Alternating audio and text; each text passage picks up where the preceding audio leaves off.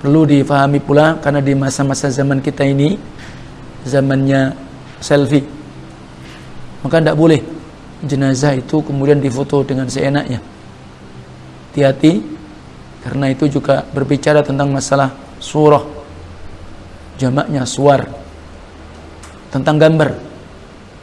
Ya, kalau tidak betul-betul indal hajah, tidak ada keperluan, tidak usah latah. Kan biasa zaman-zaman kita ini kan begitu. Kecuali kalau indal hajah. Jadi Masya Allah, sehingga kalau tidak diingatkan kembali, sehingga ini padahal Rasul menyatakan asyaddul azab yaumal qiyamah al musawwirun. Seberat-berat siksa nanti di hari kiamat orang yang suka menggambar. Jadi artinya kita menggunakan foto itu karena mimbab indal hajah.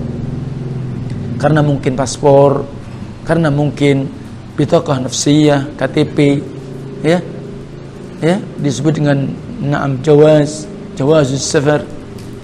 Jadi semacam itu. Jadi kalau hal-hal yang memang tidak, maka ini na'am, terutama jenazah jangan sampai gampang untuk difoto-foto, kecuali indal hajah, karena ada kebutuhan untuk itu secukupnya. Beda dengan ketika orang itu dia mengebumikan. Bagi yang mengebumikan tadi malam berhubungan, tidak boleh dia di kuburan, tidak boleh di dalam liang dia, itu khususan. Nah, jadi seperti itu. Kalla idza balaghatit taraqi wa qila man راق وظن أنه الفراق والتفت الساق بالساق إلى ربك يومئذ المساق. بسم الله الرحمن الرحيم. السلام عليكم ورحمة الله وبركاته. إن الحمد لله نحمده ونستعينه ونستغفره ونستهديه ونتوب إليه ونعوذ بالله من شرور أنفسنا وسيئات أعمالنا. من يهده الله فلا مضل له ومن يضلل فلا هادي له. وأشهد أن لا إله إلا الله وحده لا شريك له إقرارا به وتوحيدا. وأشهد أن محمدا عبده ورسوله صلى الله عليه وعلى آله وأصحابه وسلم تسليما كثيرا. يا أيها الذين آمنوا اتقوا الله حق تقاته ولا تموتن إلا وأنتم مسلمون. يا أيها الناس اتقوا ربكم الذي خلقكم من نفس واحدة وخلق منها زوجها وبث منهما رجالا كثيرا ونساء واتقوا الله الذي تساءلون به والأرحام إن الله كان عليكم رقيبا. يا أيها الذين آمنوا اتقوا الله وقولوا قولا سديدا يصلح لكم أعمالكم ويغفر لكم ذنوبكم ومن يطع الله ورسوله فقد فاز فوزا عظيما. أما بعد فإن أصدق الحديث كتاب الله وخير الهدى هدى النبي صلى الله عليه وعلى آله وسلم وشر الأمور محدثاتها فإن كل محدثة بدعة وكل بدعة ضلالة وكل ضلالة في النار. أعاذنا الله وإياكم من النار. أعاذنا الله وإياكم من البلاء والوباء. بارك الله فيكم إخواني وأخواتي في الدين. Saudara dan saudari sekalian yang saya cintai dan saya hormati, terkhusus teman-teman yang tergabung relawan di Rumah Peduli An-Nisa. Hayakumullah, barakallahu fikum jami'a. sebagaimana kita memiliki sebuah kajian program yang untuk meningkatkan kualitas pelayanan antum, terutama terhadap jenazah kaum muslimin dan yang lainnya, maka pentingnya tentang ilmu, walaupun mungkin antum semua sudah praktek atau banyak praktek, maka tentunya bahwa bekal ilmu adalah itu yang terpenting, sehingga ketika seseorang memiliki sikap melakukan sesuatu dengan ilmu, maka itu akan menjadi pembela dia di hadapan Allah Tabaraka wa Ta'ala. Pada kesempatan malam hari ini insyaallah ta'ala kita akan langsung memasuki pada pembahasan yakni memandikan jenazah. Taib, memandikan jenazah, taghsilul mayyit. Sebagaimana taghsilul mayyit, memandikan jenazah adalah di antara fardu kifayah, persyaratan yang sudah kemarin atau yang beberapa pekan yang lalu sudah kita bahas, bagaimana syarat-syarat orang memandikan jenazah. InsyaAllah sudah ada di benak pikiran antum dan hafalan antum, syukur kalau kemudian sudah tercatat. Nah, sehingga laki dengan laki, wanita dimandikan wanita, kecuali suami istri. Jenazah kalau dia belum sampai umur 7 tahun maka boleh dimandikan oleh siapapun. Jika kemudian orang meninggal jenazah laki di tengah-tengah kaum wanita, tidak ada laki-laki yang bisa melaksanakan pemandian atau memandikan jenazah, maka dibenarkan bagi wanita, maka tidak memandikannya tetapi dengan tayammum. Dan tentu tangannya tidak boleh secara langsung, tapi memakai yakni kaos tangan atau pembatas-pembatas yang lain. Demikian pula jenazah-jenazah yang tidak mungkin untuk dimandikan karena mungkin uzur, kebakar dan semisalnya. Tayyib, untuk berikutnya sebagaimana pertama-tama yang kita lakukan, maka menggunting pakaian jenazah sambil menyiapkan untuk sebuah kain atau yang lainnya untuk menutup auratnya. Bisa dengan kain, bisa dengan sarung atau yang selainnya, sehingga walaupun dia telah meninggal maka aurat tetap harus dijaga. Tayyib, sebagaimana ini berdasarkan hadis Rasulullah SAW, man satara musliman satarallahu yaumal qiyamah. Barang siapa yang menutupi aib saudara muslim, Allah akan tutupi dia nanti di hari kiamat aurat atau aib-aib dia. Jadi tidak boleh dijadikan tontonan, tidak boleh semua orang kemudian ikut campur di dalam memandikan jenazah, kecuali memang yang memandikan bisa saja satu orang dibantu mungkin yang lainnya tentunya adalah secukupnya, bisa 2 atau 3 orang. Kalau itu pun sendirian tentu tidak ada masalah. Nah, demikian pula diingatkan sebagaimana tadi alhamdulillah saya baca dalam kitab Al-Ikhtiyarat Al-Fiqhiyah Syekh Ibn Baz rahimahullah, perlu difahami pula karena di masa-masa zaman kita ini zamannya selfie, maka tidak boleh jenazah itu kemudian difoto dengan seenaknya. Hati-hati, karena itu juga berbicara tentang masalah surah, jamaknya suwar, tentang gambar. Ya, kalau tidak betul-betul indal hajah, tidak ada keperluan, tidak usah latah. Kan biasa zaman-zaman kita ini kan begitu, kecuali kalau indal hajah. Jadi Masya Allah, sehingga kalau tidak diingatkan kembali, sehingga ini padahal Rasul menyatakan Asyaddul azab yaumal qiyamah al-musawwirun. Seberat-berat siksa nanti di hari kiamat orang yang suka menggambar. Jadi artinya kita menggunakan foto itu karena mimbab indal hajah. Karena mungkin paspor, karena mungkin bitaqah nafsiyah, KTP, ya disebut dengan na'am jawazus safar. Jadi semacam itu. Jadi kalau hal-hal yang memang tidak, maka ini na'am, terutama jenazah jangan sampai gampang untuk difoto-foto, kecuali indal hajah, karena ada kebutuhan untuk itu secukupnya. Dan berat nanti. Jadi foto ini ternyata memang menjadi sebab-sebab pula orang kesurupan.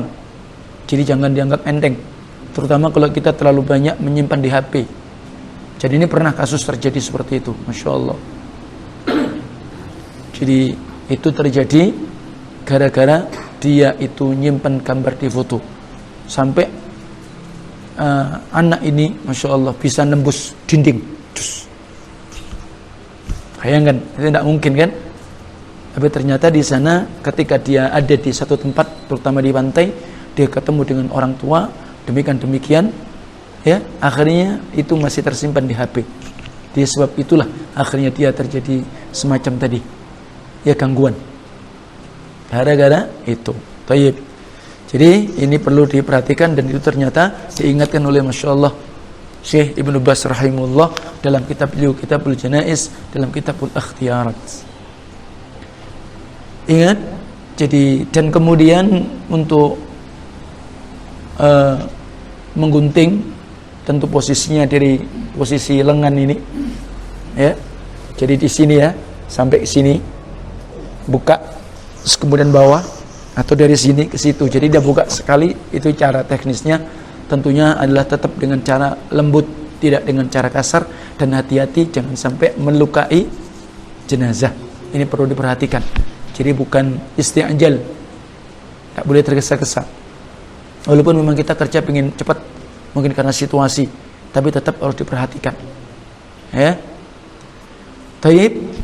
Setelah kemudian ditanggalkan pakaiannya, karena tidak mungkin kalau dilepas, ternyata harus digunting, sehingga otomatis sarana-sarana itu yang untuk menyempurnakan dan mempercepat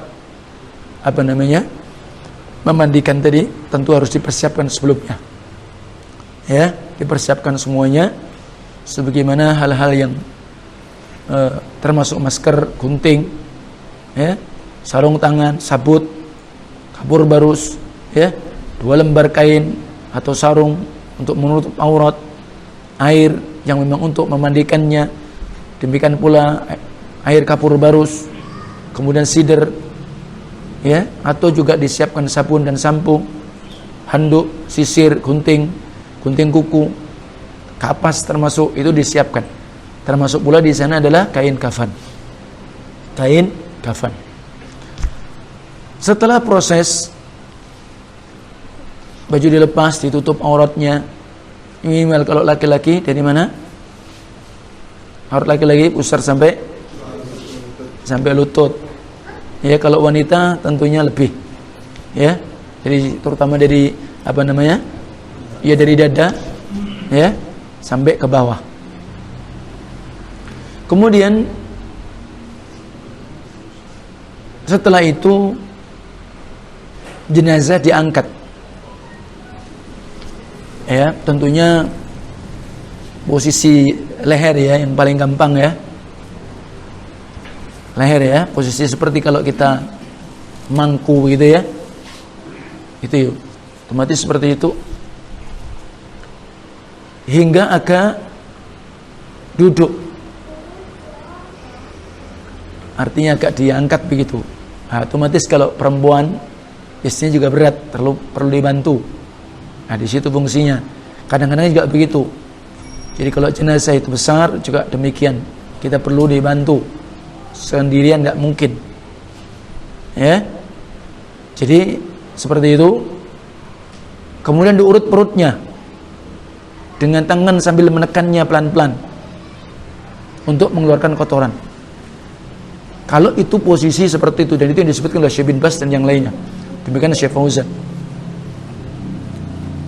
Dan posisi yang seperti itu sangat memungkinkan kotoran-kotoran itu akan keluar dengan cara tadi.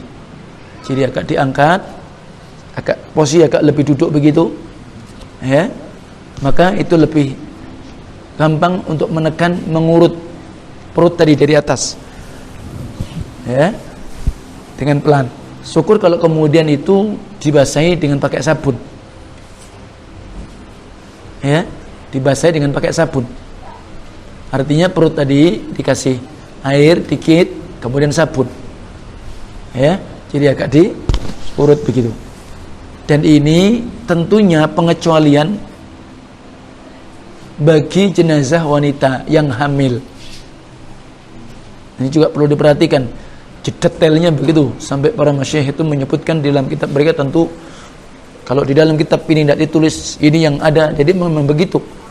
Dalam masalah fikih itu sampai seperti itu, saling melengkapi, Masya Allah. Dan tadi juga saya baru baca seperti itu. Nah, itu tambahan faedah. Jadi kalau ngaji itu berulang-ulang pasti akan dapat faedah baru. Taib. Jadi seperti itu.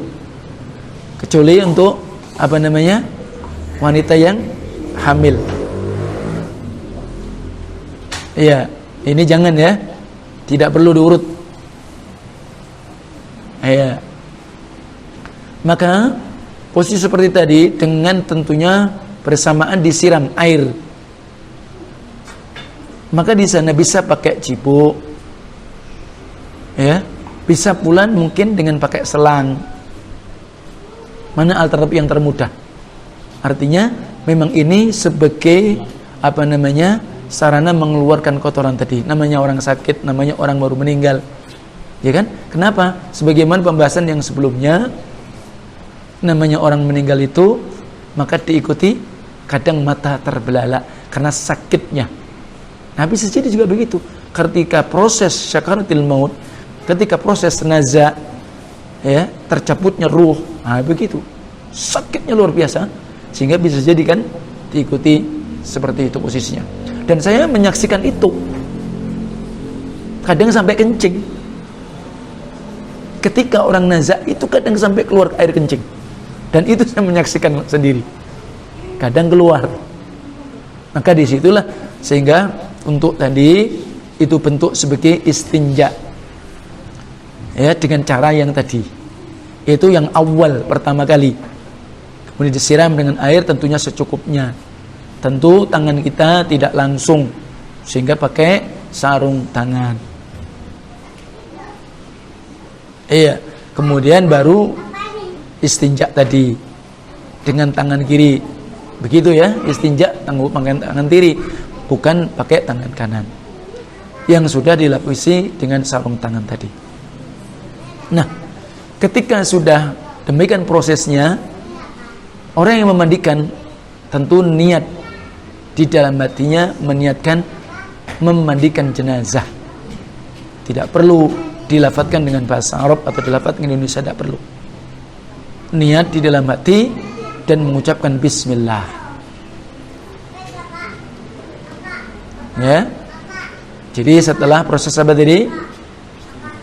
Proses mengurut apa namanya, perutnya diangkat agak posisi duduk, kemudian diistinjai, baru kemudian niat memandikan jenazah dengan membaca bismillah. Lalu apa proses berikutnya? Mewudukan si mayit tersebut sebagaimana kaifiyah wudu ketika sholat, baik laki ataupun wanita, ya. Tentu tidak mengumurkan, tidak ada kumur-kumur, tamat madha, istinsyaq, menghirup air ke hidung, istinthar, tidak ada. Caranya gimana? Karena prosesnya itu kan mungkin mencuci tangan, dalam arti kedua telapak tangan. Maka yang itu wudu untuk hidung, untuk kumur, maka cukup dengan membersihkan, membasuh giginya. dan mengusap kedua lubang hidungnya dengan 2 jari yang sudah dibasahi atau mengusapnya dengan kain yang basah. Ini cukup mungkin kalau bisa dibuka aja ya, kemudian gini aja, jadi seperti itu. Iya. Kemudian apa? Ya sebagaimana wudu, muka lebih dulu diwudukan, sebagaimana kita yang mewakilkan menjadi wudukan dia. Terus tangannya, ya, kanan, kiri, wajibnya sekali, sunnahnya 2 kali 3 kali, tidak boleh lebih, ya. Jadi kemudian termasuk kepala, yang mengusap kepala juga, ya, diusapkan biasa. Kemudian kaki, tetap. Adapun kaki itu bisa nanti bersamaan dengan ketika dia memandikan. Baik. Jadi mewudukan. Sudah selesai proses mewudukannya. Kemudian berikutnya apa? Maka dia mengeramasi. Ya, keramas kepala, janggut bila dia laki-laki.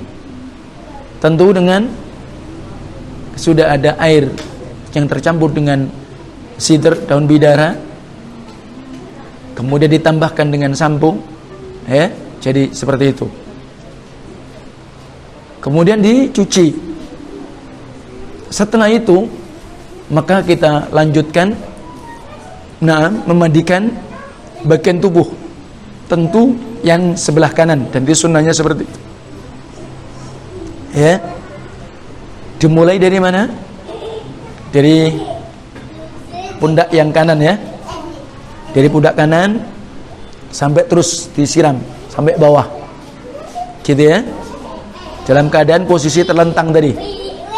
Jadi pundak, termasuk leher tadi, tangan, ke dada, paha, betis dan kaki, ya, disiramkan secara merata sebelah kanan, ya.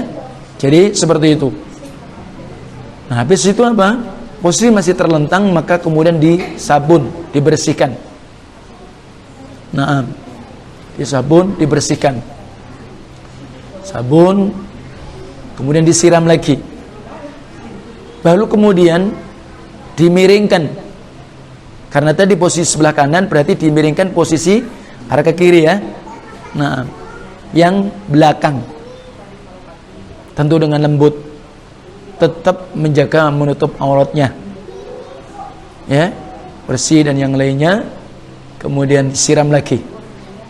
Posisi sebelah kanan sudah selesai, baru kemudian posisi sebelah kiri, sebagaimana yang tadi, dari leher, pundak, terus tangan ke bawah, kemudian disabun. Kemudian sebagaimana dicuci, bersih, artinya disiram, baru kemudian dimiringkan arah ke kanan, ya. Nah, sudah posisi kita anggap memang sudah bersih, tidak ada hal-hal yang kita ragu, baik, maka itu bisa dihitung dengan antara dari keramas, kemudian siraman kanan, balik, kiri, balik, itu dinilai 1 siraman. Ya, walaupun tadi berulang-ulang kan, tapi nilainya seperti itu karena prosesinya begitu. Tak mungkin nanti menyabun dibiarin, ya kan? Jadi seperti itu. Taib. Kalau memang sudah sekali cukup bersih, maka sekali berarti sudah wajib. Jika kemudian kita perlu, maka diulangi, ganjil 3 kali, 5 kali, 7 kali. Demikian riwayat yang disebutkan, baik itu Syalbani dan yang lainnya. Tayyib.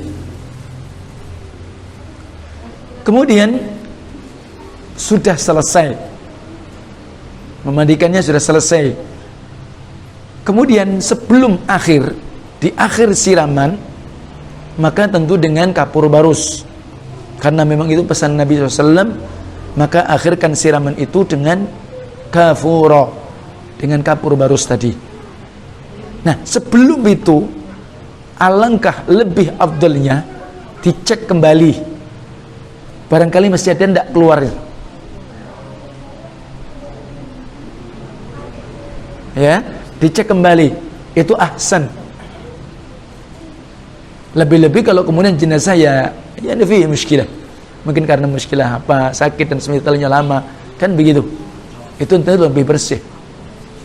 Ternyata andai kata masih ada yang keluar, maka berarti istinjai, tidak perlu mengulang mandi dari awal. Diwuduin saja. Dan itu Syekh bin Baz begitu. Ataupun saat ini tidak keluar, apakah perlu wudu ulang? Kalau Syekh bin Baz diwudukan tidak mengapa. Itu pun tidak masalah. Tapi terutama kalau ketika dicek akhir, sebelum siraman terakhir pakai kapur barus tadi, dicek keluar, maka diwuduin saja, tidak perlu mengulang mandi dari awal.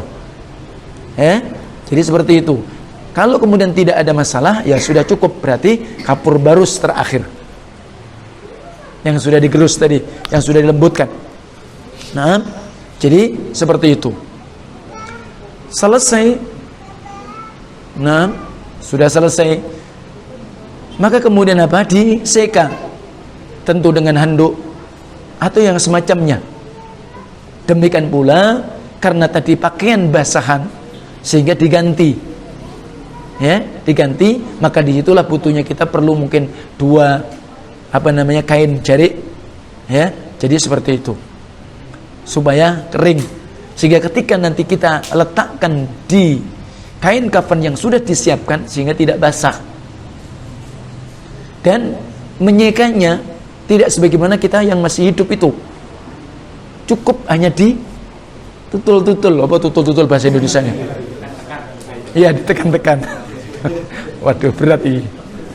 Kena bahasa Jerman ini repot. Ya, pokoknya digini-gini lah. Ya, jadi seperti itu. Jadi tidak digosok-gosok begitu, enggak. Cuma hanya di air yang tadi. Jadi seperti maaf kalau orang itu nyuci mobil, nyuci motor dulu. Kan pakai kanebo, ini enggak kanebo. Tapi enggak apa-apa sebenarnya pakai kanebo. Tidak ada masalah. Jika itu mungkin lebih simpel. Ya. Jadi seperti itu.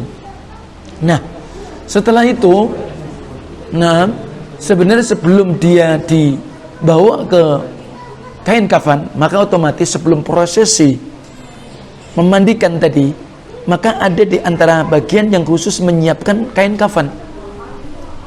Termasuk di sana sudah siapkan pula kapas, kan kapas yang dibubui dengan cendana, minyak wangi, kecuali yang memang jenazah yang muhrimah karena mungkin berpakaian ihram baru tidak boleh. Ya, tapi kalau tidak itu ya afdalnya seperti itu. Bubuhan cendana, ya, maka itu juga bukan menjadi sesuatu yang wajib. Ya, cuma biar harum saja. Ya, jadi seperti itu. Terus minyak yang kita pakai tidak apa-apa, enggak mesti harus orang meninggal minyak khusus gitu. Kalau orang Jawa minyak serimpi begitu, ya enggak. Itu tambah bikin horor gitu. Ya enggak? Kalau di Jawa itu kan horor begitu. Ya enggak? Baunya serem begitu loh. Sebenarnya enggak perlu, yang harum tambah Masya Allah. Ya, kalau bisa ya pakai minyak yang zen gitulah. Jadi seperti itu ya. Nah, maka sebelum itu disisir pelahan rambut jenazah tersebut. Disisir rapi jenggotnya, ya, rambutnya, ya. Adapun kalau itu wanita, maka dikepang menjadi 3. Kalau wanita dikepang jadi 3, dikelabang kalau orang barat sono maksudnya, ya, dikelabang ya, dijalin jadi 3 ya. Nih kalau perempuan dijalin jadi 3, ya, 1, 2, 3. Iya, kalau laki-laki enggak, ya. Jadi seperti itu. Diletakkan posisi belakang itu kalau wanita. Nah, kemudian dipotong kuku tangannya kalau panjang. Ya. Demikian pula juga kaki jenazah. Tentu itu disertakan pada kain kafan saat mengkafani. Sehingga memotong kuku baik tangan ataupun kaki tadi, maka dia boleh ketika sudah diletakkan di kafan. Karena disertakan. Adapun Adapun untuk kumis itu kalau butuh, kalau perlu saja. Jadi kalau kemudian terlalu panjang gitu ya, Pak Raden gitu ya perlu dibersihin lah. Ya. Adapun untuk rambut ketiak, untuk rambut kemaluan, maka itu tidak. Jangan, para ulama menyatakan walaupun itu terjadi khilaf, tetapi itu hukumnya makruh, karena itu adalah bagian yang dalam. Ya, tidak perlu ya. Jadi kalau untuk, kecuali kalau yang ketiak ini panjang sekali. Dia cukur, bukan dikepang, Pak. Baik. Jadi itu, adapun untuk yang rambut kemaluan tidak, karena itu aurat. Ya. Nah, jadi seperti itu posisinya. Baik, itu adalah proses untuk apa tadi? Memandikannya. Iya. Iya, ada yang terlewatkan dalam posisi ketika proses memandikan itu, mungkin ada yang rambutnya panjang karena tadi mungkin digelung, ya, itu diurai, dilepas. Ya, maka sebagaimana di antara kaifiah mandi janabah, mandi haid, itu juga perlu, ya. Nah, jadi tentu beda kaifiah kalau bagi wanita mandi janabah sama mandi haid. Kalau mandi haid bagi yang memakai gelung, maka harus dilepas. Adapun mandi janabah, walaupun itu memang tidak perlu khusus untuk janabah. Ya. Nah, adapun laki-laki keumumannya ya tidak panjang rambutnya. Rambut panjang sampai ke pundak, maaf, itu juga bukan sunnah. Hanya itu sesuatu yang pernah dilakukan Rasulullah SAW. Jadi tidak bisa dikatakan kalau rambut panjang adalah sunnah, tidak. Ya, nah, jadi pernah Rasulullah SAW, beliau memang berambut panjang sampai ke pundak, tapi itu tidak ada menyebutkan bahwa disunnahkannya rambut panjang. Kalau itu sunnah, repot saya juga. Jadi saya bisa tidak dapat sunnah dong. Nah, jadi tidak ya. Nah, jadi itu tidak. Untuk rambut panjang itu ya boleh saja. Yang penting tidak berlebihan, hanya sampai di situ. Rasulullah sampai sini aja. Tidak mengapa. Jadi kalau anda rambut panjang, aduh, muskilah tidak banyak. Ya, tayyib. Jadi seperti itu.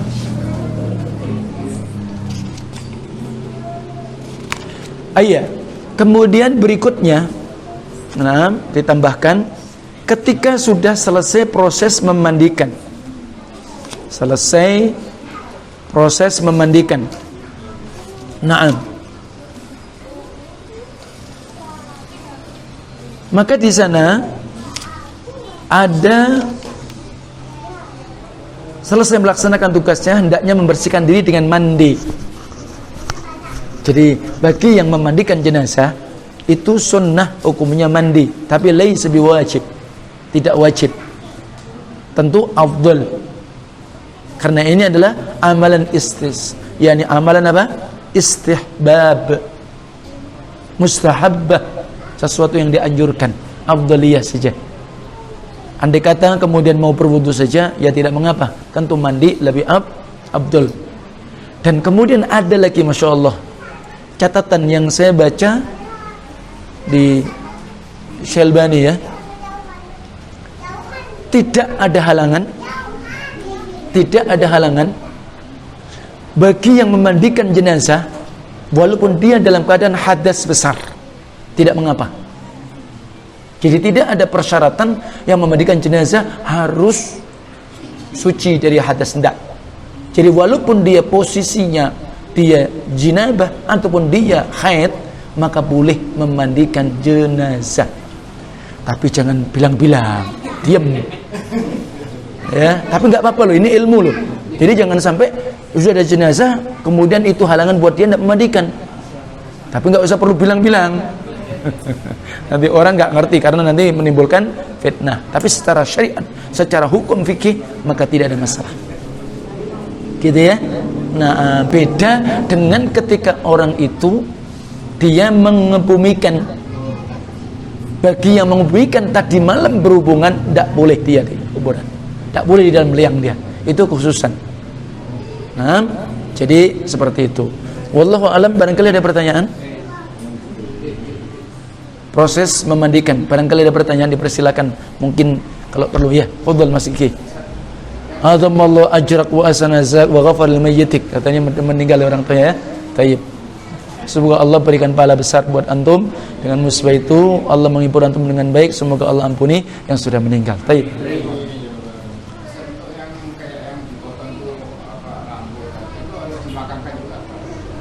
Iya, tentu.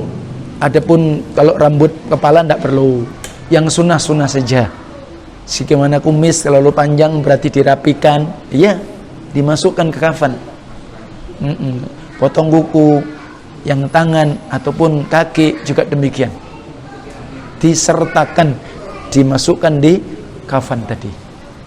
Nah, ya, betul. Kalau seandainya kukunya terlalu panjang, biasanya pakai kaki itu kan dia menebal. Kenapa? Menebal dan keras biasanya. Kalau misalnya kita khawatir dia bakal terluka, sebaiknya tetap dipotong atau dibiarkan? Tidak. Kalau andai kata memang ghalabatul dzan, ya, artinya bahwa kuat sangkaan kita bahwa itu kalau dipotong karena mungkin keras dan semisalinya, itu akan ya membahayakan, memudaratkan jenazah, ya hendak tidak perlu, itu maka ditinggalkan saja. Nah, ya betul. Kalau kita mau lepas bajunya Ustaz, Ya. itu memungkinkan untuk melukai jenazah, karena kamu pernah mengurus jenazah yang sudah membusuk kurang lebih 7 hari. Itu waktu itu kami sepakat untuk buka bajunya, cuma waktu kami buka itu memang ada beberapa kulitan yang tidak. Subhanallah. Itu bagaimana Ustaz? Karena kalau nggak dilepas, takutnya khawatirnya najis di kafan, dan kita dan kami juga nggak bisa dimandiin. Tidak dimandikan. Karena masih pegang aja udah lengkap kulit. Ya tayyib. Jadi sebenarnya ya andai kata kalau itu mengelukanya sedikit saja, yasir, ya, jadi corahnya itu yasir, ya tidak apa-apa dilepas. Tapi kalau kita perkirakan ternyata nanti akan mengelupasnya kulit dia karena saking lamanya dia di pembaringan, maka ahsan tidak. Cukup aja dia dilap sebenarnya. Karena dimandikan kan enggak, berarti posisi dia ditayamumi. Iya, ya artinya maksud saya dilap itu dengan lap basah saja untuk bajunya. Jadi dia di atas. Paham? Bisa jadi dengan tisu basah. Nah, karena itu posisi yang darurat. Nah, jadi seperti itu. Jadi nanti ilmunya tambah lagi berarti begitu. Jadi seperti itu ya. Nah, jadi begitu sehingga itu dengan ditayamum saja. Nah, baik. Nah, ya, fadhil. Ini kebiasaan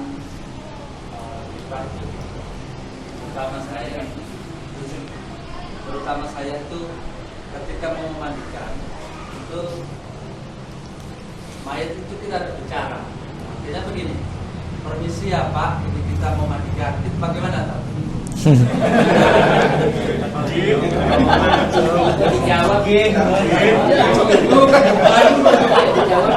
Nanti kalau jawabnya aywa repot itu. Lari, apa aywa enggak tahu. Wah, gitu nanti. Dia enggak perlu. Jadi enggak perlu. Jadi ya itu hanya refleks atau itu hanya latah aja mungkin ya. Jadi itu enggak perlu. Tidak ada yang seperti itu. Harus permisi sama jenazahnya enggak ada. Jadi artinya apa? Orang yang meninggal itu sudah tidak bisa mendengar. Cuma secara syariat kita tetap perlakukan dia. Sehingga Rasulullah SAW sendiri juga ditegur oleh Allah, innaka la tusmi'ul mauta. Ya Muhammad, engkau tidak bisa menjadikan mendengarnya orang yang sudah meninggal. Itu aja Rasulullah SAW. Jadi kalau kemudian kita begitu kan lucu. Jadi nggak ada, tidak ada, dan itu ya jangan, karena itu nanti dikhawatirkan ya kalau itu masuk dalam bagian keyakinan, nah itu berbahaya. Ya, jadi ditinggalkan sudah ya, memang tadi persyaratannya. Ya, jadi kita memang menjadi orang yang amanah, memang kita mau menyelenggarakan jenazah, bentuk ta'awun kita kepada dia, kita membantu dia, jadi seperti itu. J. Ya, fadhil.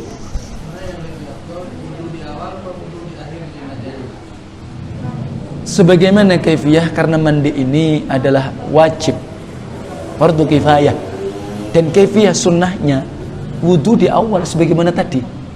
Jadi tidak ada apa yang sebaca di antara para ulama, terutama Saudiyah, Biladil Haram, tidak ada, wudu tetap di awal. Nah, cuma tentang apakah perlu wudu lagi setelah dia mandikan, memang ada, hanya bin Bas yang itu anak ketahui kalau posisi sampai seperti itu. Nah, jadi bisa jadi wudu dia 2 kali. Itu pun kalau dia keluar lagi berarti harus wudu lagi. Kalaupun kemudian tidak, artinya tidak apa-apa lagi ketika dicek ternyata sudah bersih, itu enggak wudu enggak apa-apa. Tapi sudah cukup wudu yang pertama. Sama ketika kita mandi haid, ketika mandi jinabah, wudu dulu. Itu sunnahnya begitu. Nggih. Nah, Allah a'lam. Nggih, fadhil. 8 hari saya sempat dengar dari salah satu media. Ya. Ada yang bilang kalau memandikan jenazah, kenapa ada proses wudhunya, karena sama dengan kayak kita mandi junub atau janabahnya orang yang masih hidup. Kalau setahu saya kan yang masih hidup itu ada beberapa prosesi untuk mandi junubnya yang masih hidup, seperti membasahi rambut 3 kali di bagian kanan, lalu membersihkan kemaluan. Apakah harus jadi katanya harus disamakan dengan yang mayit, apa itu benar? Maksudnya dengan melalui proses seperti itu juga membasahi yang kanan 3 kali dulu, lalu membersihkan kemaluannya, baru wudu, baru diguyur 3 kali. Ya tentu berbeda. Artinya wudu itu hanya memang dikiaskan, tapi di situ memang penjelasan di antara adillah dan para a'immah, para ulama seperti itu. Adapun proses mandi jinabah, proses mandi haid, ya tidak disamakan ketika kita mandikan jenazah. Cuma wudu ya. Jadi wudu ya. Termasuk apa? Mengumpulkan antara adalah membersihkan hadas kecil dan hadas besar. Itulah dengan mandinya tadi. Di samping niat tadi, karena niat termasuk sama ketika kita mandi jinabah. Kalau tidak niat, ya tidak masuk. Jadi hanya mandi niatnya itu karena memang tabarrud, berdingin-dingin, ya beda. Jadi niat ini penting, innamal a'malu binniyat tadi. Kalau seandainya kita tahu memang si mayit ini sebelum meninggal dia habis berhubungan sama istrinya, lalu karena meninggal gitu, karena pernah ada kejadian seperti itu, itu tetap diwajib mandi junubnya orang hidup atau tetap mandi jenazah biasa? Nah, jadi kalau itu kisah sahabat Hanzalah, dia habis zuat, dia habis menikah, terus meninggal. Artinya itu dimandikan oleh malaikat. Tapi kalau dalam posisi tadi, ya sudah diniatkan sekaligus, namanya dijamak. Kalau memang posisinya betul-betul dia kondisi seperti itu. Jadi tidak perlu mandi jinabah dulu, mandi jenazah, tidak. Jadi memang begitu, disebutkan para ulama ada. Itu alhamdulillah antum tanyakan. Nah, jadi begitu. Fadhil. Kalau kan kita berapa kali mandikan jenazah itu yang ada lukanya, Ustaz. Iya. Selain itu kita kadang keluar darah dari Iya. Nah itu setelah kita mandikan darahnya keluar entah dari luka atau dari mulutnya, perlu kita wudhukan lagi Ustaz apa bagaimana? Nah, dalam posisi seperti itu tentu yaitu di luar kemampuan kita. Nah, jadi kalau wudhu itu batal kecuali kalau apabila memang keluar dari 2 jalan. Tapi ini adalah posisi luka karena darah, sehingga apa yang kita lakukan ya ditutup, disumpel, ditutup. Ya apa? Pakai apa? Perban, apa-apa begitu supaya tidak mengucur. Kapas, ya.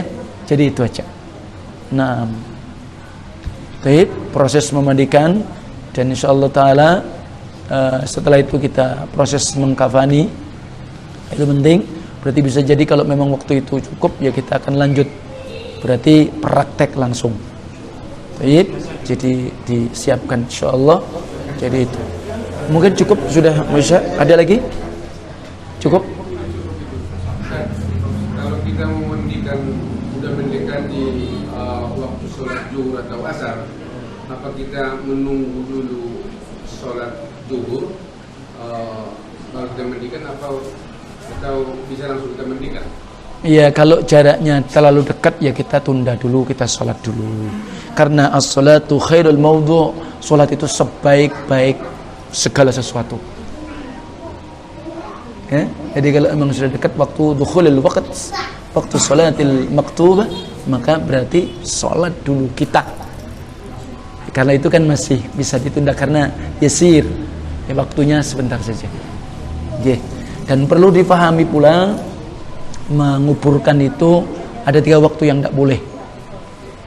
Ketika terbit habis subuh, terbit sampai terbit matahari, pas waktu di atas, dan kemudian ketika terbenam matahari, atau ba'da sholatil asar, atau ketika matahari terbenam, itu termasuk tidak boleh ketika menguburkan.